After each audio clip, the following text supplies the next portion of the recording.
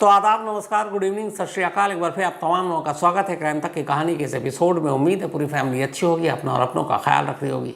सबसे पहले आज पूरी क्राइम तक फैमिली मेंबर को बापूजी का आज बर्थडे है, गांधी जयंती, तो उसकी बहुत बहुत बधाई, मुबारक। और हम सब महात्मा गांधी जिन्होंने इतनी सारी चीज़ें बताई हैं, अगर उनके रास्ते पर चले, अहिंसा की बात उनकी माने, तो ये देश और दुनिया बहुत खूबसूरत होगी। तो इसी उम्मीद के साथ एक बार फिर से हैप्पी बर्थडे बापू। और अब आते हैं आज की कहानी के ऊपर। लेकिन आज की कहानी शुरू करूं, एक अजीब और कड़वा सच आपको बताता हूं। इससे आपको हमारे देश के जुडिशल सिस्टम, कानून, सरकार, सबका पता चल जाएगा। राम रहीम का आपने नाम सुना होगा, रॉक स्टार, लव चार्जर, ये सब उनके गाने भी हैं और उनके सारी चीज़ें थी। 2 कत्ल और रेप के मामले में 20-20 साल की 2 सजाएं मिली। लेकिन कमाल ये है कि जेल में उनका मन नहीं लगता। जब मन करता छुट्टी बनाने बाहर चले आते हैं। अभी अगस्त में उन्होंने पेरोल या फरलो लिया, उसके बाद बाहर आए और 3 हफ्ते पहले ही वापस जेल पहुंचे, क्योंकि जो मोहलत थी वो ख़त्म हो गई। अब 3 हफ्ते में ही उनका फिर मन घबराने लगा जेल में। उन्होंने फिर एक अर्जी डाल दी कि भाई मन नहीं लग रहा, बाहर जाना है। अब अदालतें भी ऐसी हैं कि सिर्फ उनके जो छुट्टी की अर्जी होती है ना, वो लिफाफा देखकर ही छुट्टी मंजूर कर देते हैं, अंदर का मजमून भी शायद नहीं पढ़ते, क्योंकि राम रहीम से आया। 3 हफ्ते पहले वापस जेल गए, 3 हफ्ते बाद फिर से अर्जी दी और कल एक दिन पहले 1 अक्टूबर को उनकी फिर से छुट्टी मंजूर हो गई, यानी कि उनको फरलो दे दिया गया, जाओ 20 दिन अब बाहर रहो। इस देश में कोई ऐसी दूसरी मिसाल, दूसरा एग्जाम्पल नहीं है जिसके ऊपर 2-2 कत्ल, रेप का इल्ज़ाम, 20-20 साल की 2 अलग अलग सज़ाएं, और वो जब मन करता है जेल के बाहर। मतलब साल में 2-4 बार तो भाई बाहर ही छुट्टी मनाते हैं। अभी अगस्त में जब आए थे तो बर्थडे मनाने के लिए आए थे। और आप सोचिए, अब ऐसे शख्स को जेल से बाहर लाने के लिए हरियाणा सरकार ने नियम, कानून, कायदे जेल के सब बदल डाले थे। लेकिन ये मजाक नहीं तो क्या है। इसी हरियाणा में, देश के बाकी जेलों में बहुत सारे ऐसे कैदी हैं जो बरसों से बंद हैं, बट उन्हें कभी ऐसी आज़ादी नहीं मिलती कि पेरोल और फरलो के नाम पर बार बार आप जाओ। कभी बर्थडे मनाने जाओ, कभी चुनाव है तो लोगों को समझाने जाओ, कभी भक्तों को प्रवचन वचन देने जाओ। मतलब मजाक बन के रह गया कानून और सज़ाएँ। मुझे तो लगता है कि इससे तो बेहतर है कि आप उसको छोड़ ही क्यों नहीं देते। ये बार बार जेल आना जाना, ये सब बंद हो जाएगा। वो भी अपने घर पे आराम से राम रहीम छुट्टी मनाएगा। कानून की भी मान मर्यादा थोड़ी रह जाएगी, क्योंकि बार बार आप उसको छुट्टी दे रहे हो। मैसेज क्या जा रहा है? जेल मतलब सज़ा है। लेकिन अगर जेल मज़ा बन जाए और ऐसे लोगों को जिसके ऊपर इतने संगीन इल्ज़ाम हैं और आप बार बार लगातार उसे छुट्टियाँ पर छुट्टियाँ दे रहे हो कि बाहर जाओ, बाहर की दुनिया में घूमो फिरो, ऐश करो, वीडियो बनाओ, प्रवचन दो, तो फिर कानून का मजाक बन के रह जाता है। और वही हुआ है, फिर से बाहर आ गए। अब तो बाबा राम रहीम, या बाबा भी क्या बोलूँ, राम रहीम कि जेल से बाहर आने पे मतलब लगता भी नहीं है कि कोई खबर है। इतनी बार आ चुके कि खुद उसे भी याद नहीं होगा। तो ये हमारे यहाँ की सिस्टम, सज़ा, जेल और शख्सियत को देख के कैसे उसको आज़ादी दी जाती है। अब आते हैं आज की कहानी के ऊपर। ये कहानी है मैंगलुरु की। मुझे याद है मैंगलुरु एक बार मैं पहली बार तब गया था जब वो एक प्लेन क्रैश हुआ था जो अबू धाबी से आ रहा था और रनवे से आगे निकल गया था। तो खैर, ये कहानी सिर्फ 5 साल पुरानी है।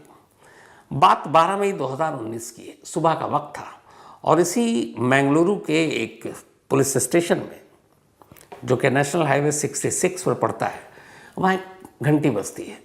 पुलिस वाले को फ़ोन आता है, पुलिस वाले फ़ोन रिसीव करते हैं। सामने से खबर देता है, एक फल वाला रेहड़ी पे लगाता था। वो कहता, साहब हमारे यहाँ एक पास में एक पॉलीथीन पड़ी थी, हमने पॉलीथीन उठाकर देखा तो उसके अंदर एक हेलमेट था और उस हेलमेट के अंदर एक कटा हुआ सर। सुनते ही पुलिस भागती है, जाकर देखती है, हेलमेट से सर बाहर निकाला जाता है। सर एक महिला का था। आसपास और तलाश करती है लेकिन कुछ मिलता नहीं, सिर्फ सर था। पुलिस सर को लेकर हॉस्पिटल भेजती है। अभी ये सब कुछ चल ही रहा था कि थाने की घंटी दोबारा फिर से बजती है। इस बार फ़ोन उसी इलाके के एक ईसाइयों के कब्रिस्तान से आया था और फ़ोन करने वाले ने कहा कि सर हमारे कब्रिस्तान के बराबर में एक लाश के टुकड़े पड़े हुए हैं, मतलब धड़, सिर्फ न सर है न पैर है, सिर्फ धड़ है। पुलिस की टीम भागती है, वहाँ से वो लाश के धड़ उठाती है, उसको भी हॉस्पिटल पहुँचाती है, आसपास ढूंढती है, बाकी कुछ मिलता है नहीं। थोड़ी देर बाद तीसरी बार घंटी बजती है उसी थाने की। इस बार फिर फ़ोन आता है। फ़ोन करने वाला शख्स बताता है कि मैं उसी ईसाई कब्रिस्तान से थोड़ी दूरी से बोल रहा हूँ। यहाँ साहब सड़क किनारे एक पॉलीथिन में 2 इंसानी पैर कटे हुए रखे हुए हैं। पुलिस की टीम पहुँचती है, पैर भी ले जाती है। अब तीनों लाश को जब समेटा एक साथ रखा जाता है तो वो लाश कंप्लीट हो जाती है। सर कहीं और था, धड़ कहीं और, पैर कहीं और, तीनों मिल गया और साफ ये था कि लाश महिला की है क्योंकि चेहरा था। अब पुलिस तफ्तीश शुरू करती है। कोई शिनाख्त नहीं, कोई और ऐसी चीज़ मिलती नहीं है। पुलिस आसपास के थानों में इतला देती है कि ऐसी लाश मिली है, कोई महिला गायब है कि नहीं है। कहीं से कुछ पता नहीं चलता। अगला दिन हो जाता है, 12 के बाद अब 13 मई। तभी 13 मई को एक शख्स पुलिस स्टेशन पहुंचता है और कहता है कि साहब मेरी बहन जो है वो पिछले 24 घंटों से गायब है। कल सुबह वो निकली थी शॉप जाने के लिए। आमतौर पर शॉप बंद करके 9 बजे घर आ जाती है, लेकिन वो रात आई नहीं। हमें लगा कि कहीं अपनी दोस्त इधर उधर गई होगी, लेकिन पूरी रात जब नहीं आई, मोबाइल बंद, सुबह भी उसको देखा घर पे नहीं है, तो हमें फिक्र हुई, इसलिए हम रिपोर्ट लिखाने आए। अब जैसे ही पुलिस ने पूछा नाम, तो उन्होंने बताया कि उसका नाम है श्रीमती शेट्टी, शादीशुदा, 39 साल की उम्र। तो पुलिस ने कहा कि अच्छा ठीक है आप चलो। उसको मोर्चरी ले गए। मुर्दा घर में जाकर उन्होंने वो कटा हुआ सर दिखाया। चेहरा देखते ही भाई रोने लगा, कहने लगा यही मेरी बहन है। अब पुलिस के लिए पहली कामयाबी थी कि चलो कम से कम लाश की शिनाख्त हो गई, मरने वाले की पहचान हो गई। पता चला जो शेट्टी थी उनकी अपनी एक इलेक्ट्रॉनिक शॉप थी उसी इलाके में, मैंगलुरु में, और वो अपना दुकान चलाती थी। सुबह जाती थी और रात 9 बजे तक दुकान पर रहती थी, फिर 9 बजे के बाद घर आ जाती थी। शेट्टी की शादी हो चुकी थी, लेकिन बाद में पति से अनबन हो गई और वो पति से अलग रहने लगी, पति अलग चला गया। अब शेट्टी अकेले रहती थी, भाई और बाकी फैमिली अलग रहते थे। बाद में शेट्टी की ज़िंदगी में एक और नौजवान आया जिसका नाम था सुदीप। कभी कभी सुदीप उसके साथ आकर रहता उसी घर में। सुदीप के बारे में उसके भाई को भी पता था कि ये दोनों अच्छे दोस्त हैं। अब लाश मिली है। लाश के टुकड़े देखकर ये लग रहा है कि बड़ी नफरत से किसी ने मारा है। तो पुलिस कातिल की तलाश कर रही है। तो जब भाई से पता चला कि एक पति है जो मनमुटाव की वजह से अलग हो गया, एक प्रेमी है जो पहले रहता था, तो पुलिस का शक सीधे दोनों पर गया, पति पर और उसके दोस्त पर। पुलिस ने उन दोनों को उठाया और पूछताछ की, बट उन्होंने अपने पूरे जो बयान दिए, 12 मई की उन्होंने जो पूरी अपनी बताई कि मैं कहाँ कहाँ था, किस किस वक्त, उन सारी चीज़ों को जब पुलिस ने मिलान कराया तो पता चला दोनों सच बोल रहे हैं। जिस जिस जगह उन्होंने बताया, जब जब जहाँ जिसके साथ थे, वो साथ वाले गवाह भी गवाही दे गए। इनके फ़ोन का लोकेशन भी उस रूट पर कहीं नहीं था जहाँ पे ये लाश के 3 टुकड़े मिले या फिर जो शेट्टी की दुकान थी। तो उन्होंने आगे पीछे के भी कॉल डिटेल निकाले, कुछ लोगों से बात की, लेकिन कोई ऐसा सुराग मिला नहीं कि जिसमें पति या प्रेमी दोनों शामिल हो। तो पुलिस भी सारे सबूतों को देखकर अभी मान बैठी कि इनमें से किसी का हाथ नहीं। तो फिर कातिल कौन है? अब पुलिस इसकी तलाश करने लगी। पुलिस ने पूरी तलाश की, हर तरह से पूछताछ की, लेकिन कोई फ़ायदा नहीं हुआ। कहीं कोई सुराग ही नहीं मिले। 2-3 दिन बीत गए, पुलिस के हाथ कोई क्लू नहीं। इधर इलाके में एक कटा हुआ सर मिला जो हेलमेट के अंदर है, ये भी बड़ी अजीब बात थी। पैर अलग मिले, धड़ अलग मिला, बातें फैली, न्यूज़पेपर में खबर आई। तो पुलिस के आला अफसरों को ही फ़ोन आया कि भाई ये क्या है, लोग डरे सहमे हैं, केस को सॉल्व करो। अब पुलिस लगी हुई है लेकिन कोई सुराग मिल नहीं रहा। फिर पुलिस ने कहा कि चलो पूरी तरीके से पहले जो मकतूल है उसी को समझते हैं, मिसेस शेट्टी को। तो पता चला उनका इलेक्ट्रॉनिक का शॉप था, दुकान जाती थी, खुद दुकान चलाती थी, ठीक ठाक आमदनी होती थी। पूरे दुकान को पुलिस ने सारे रजिस्टर और सारे बिल टटोलने खंगालने शुरू किए। कुछ लोगों से बातचीत की तो पहली बार एक चीज़ पता चली, वो ये कि चूँकि शेट्टी का बहुत ज़्यादा कोई खर्चा था नहीं, दुकान में ठीक ठाक चल रहा था, तो बहुत से लोगों को उधार पे पैसे भी दिया करती थी। और बाकायदा उन लोगों की एक डायरी मेंटेन थी जिसमें था कि किससे कितना वसूलना है, किसने कितना दे दिया, किसका माइनस बचा, किसका प्लस है। तो पुलिस ने कहा कि चलो इस डायरी में जिन जिन लोगों के नाम है, जिनके ज़्यादा अमाउंट है, उनसे पूछताछ करते हैं, शायद उसी में से कोई कातिल हो। तो ऐसे बहुत सारे लोगों को खंगालना शुरू किया, लेकिन किसी के बारे में कोई क्लू नहीं मिला। इस दौरान में पुलिस ने लगभग 1000 सीसीटीवी कैमरे खंगाल डाले, उससे भी कोई क्लू नहीं मिला। अब कोई ऐसी जानकारी नहीं मिल रही है जिससे श्रीमती शेट्टी के कातिल तक पहुंच सके। हर तरह से पुलिस ने आजमा लिया। बाद में उस केस के आईओ को, इन्वेस्टिगेटिंग अफसर को यह लगा कि कहीं ना कहीं कुछ मिसिंग है। उसने फिर से पूरे केस को वापस फ्लैशबैक में देखना और सोचना शुरू किया। डायरी में कर्जदारों के नाम, पति से अलग होना, प्रेमी के साथ रहना, फिर प्रेमी से भी अलग हो जाना, पति का ये बयान कि जब से वो अलग हुई उससे कभी उसने कांटेक्ट नहीं किया, ना संपर्क किया।